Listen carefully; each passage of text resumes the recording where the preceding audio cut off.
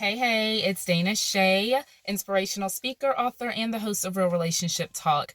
I could not stop thinking about the video that I did earlier on rebuilding trust.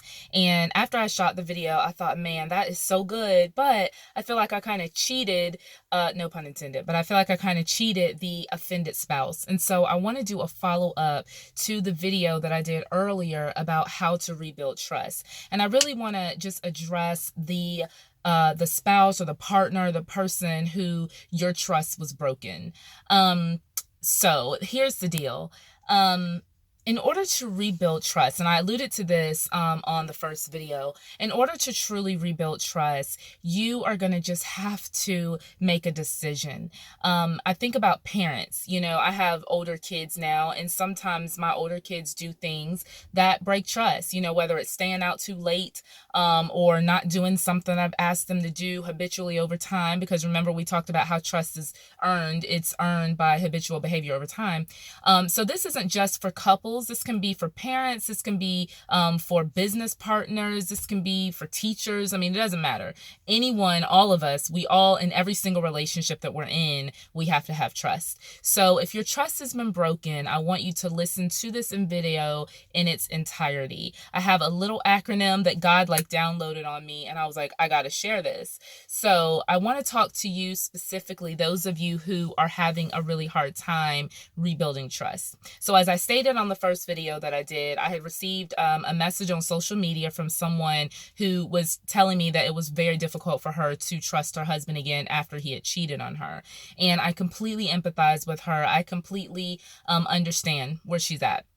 And so as I started thinking about what are some ways that can kind of help the process along. Not that it's going to be a short process, because there's no shortcuts. At the end of the day, trust is rebuilt by habitual behavior over time. That's really as simple as it gets. But what can you do if your trust has been violated? What can you do to heal your heart?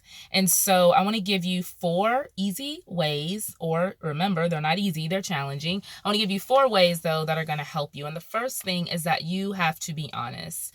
You have to be honest with yourself. This is not the time to excuse what was done to you.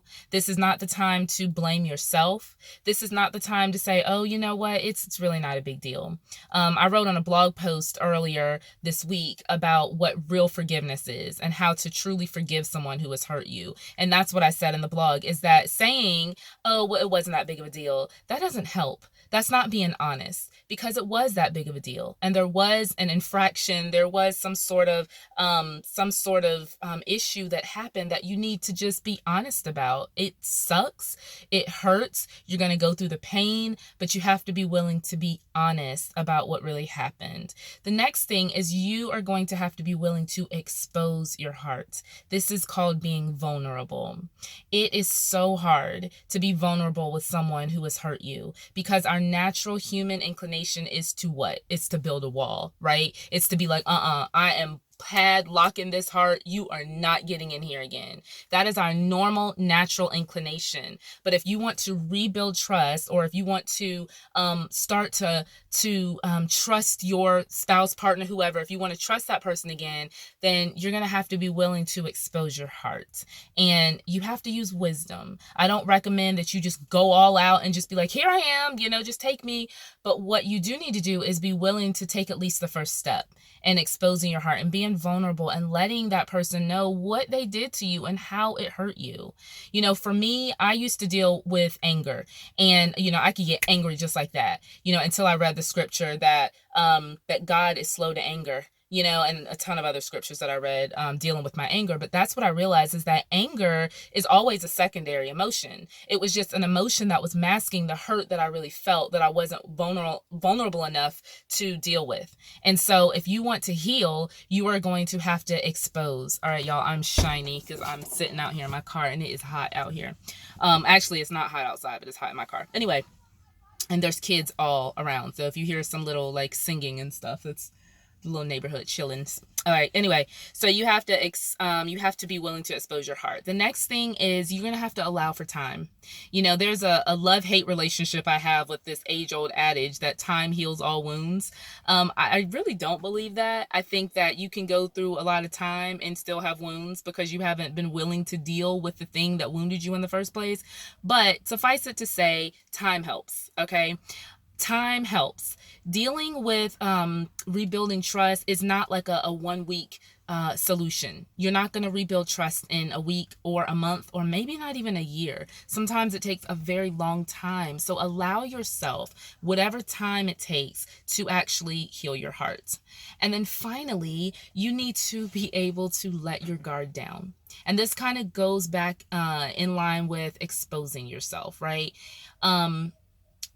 I wish that I could tell you that this is easy and if you just pray, God is going to help you. And that is true. I don't want to minimize the power of prayer, but I do want to be real with you and let you know that it is hard to let your guard down. And the closer the person was to you, the harder it is for you to let your guard down to them. But if you want to be someone who walks in forgiveness and you want to be someone who extends grace, if you want to be someone who allows your partner or whoever to rebuild the trust that they broke, you are going to have to be willing to let your guard down.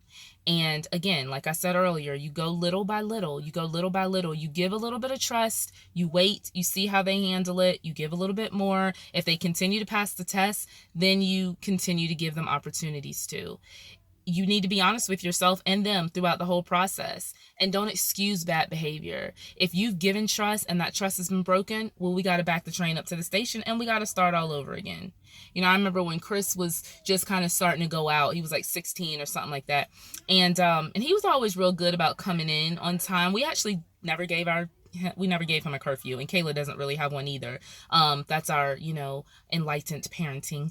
But we just said, you know what, you guys just respect the house. I stay up late, so as long as you're back home, but before I go to bed, you're good. And Chris was pretty good about that for a while. And then this dude started staying out like super late. And I'm like, what is going on? You do realize I would lock your little tail out, right? Like, what is going on? And so I had to rebuild trust with him. And I said, what's going to happen is if you go out and you come back in on time, I'm going to trust you. If you go out and you come back in on time, I'm going to trust you. The moment, though, that you stay out too late, now you done broke my trust again. And now we got to go to discipline and consequences and all those kinds of things that you kids don't like. But I'm trying to make a point here. And it's that as you give a little bit, you have to be true to yourself too. And if your trust has been violated yet again, you got to pull back.